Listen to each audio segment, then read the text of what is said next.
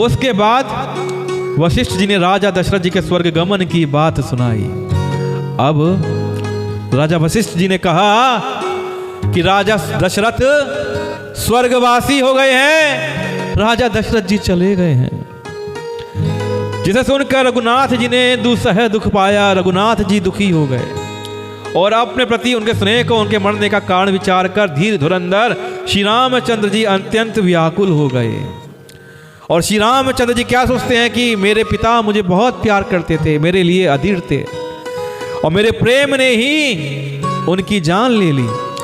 मेरे वियोग को मेरे पिता झेल नहीं पाए, सह नहीं पाए और मेरे वियोग में मेरे पिता ने अपनी जान दे दी, अपने प्राण दे दिए। कि मेरे पिता को मेरे पिता को वो वचन प्यारे थे, वो सत्य प्यारा था जो उन्होंने कैकेयी से कहा था और वचन निभाने के लिए उन्होंने अपने प्राण दे दिए और मुझे दे दिया। कुली से कठोर सुनत कटुबानी, बिलपत लखन सिए सब रानी, शोक विकल अति सकल समाजू, मानहु राजू अकाजेहु आजू। वज्र के समान कठोर कड़वी वाणी सुनकर लक्ष्मण जी, सीता जी और सब रानियां विलाप करने लगी। सारा समाज शोक से अत्यंत व्याकुल हो गया, मानो राजा आज ही मरे हों।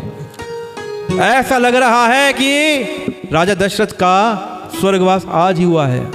सब लोग विलाप कर रहे हैं, रो रहे हैं, चित्कार कर रहे हैं, चिल्ला रहे हैं कि हे राजा, हे स्वामी, हे पिताजी, आप कहां चले। जब पुत्र रो रहे हैं तो उनको देख देख कर रानियां भी रो रही हैं और रानियों को देख देख कर सारा समाज, सारी प्रजा रो रही है। मुनिवर बहुरी राम समुझाए, सहित समाज सुसरित नहाए।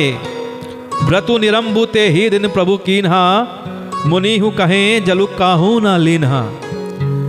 फिर मुनि श्रेष्ठ वशिष्ठ जी ने श्री राम जी को समझाया।